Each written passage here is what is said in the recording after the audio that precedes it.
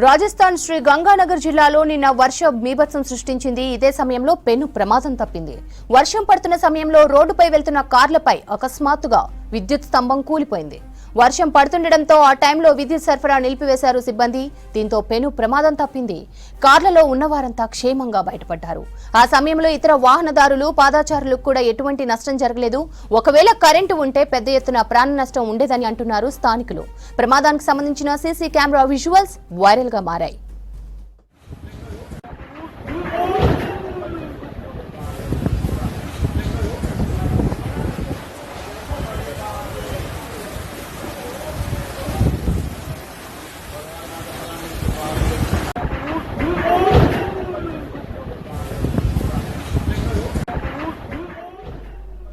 రాజస్థాన్ శ్రీ గంగానగర్ జిల్లాలో నిన్న వర్షం బీభత్సం సృష్టించింది. ఇదే సమయంలో పెను ప్రమాదం తప్పింది.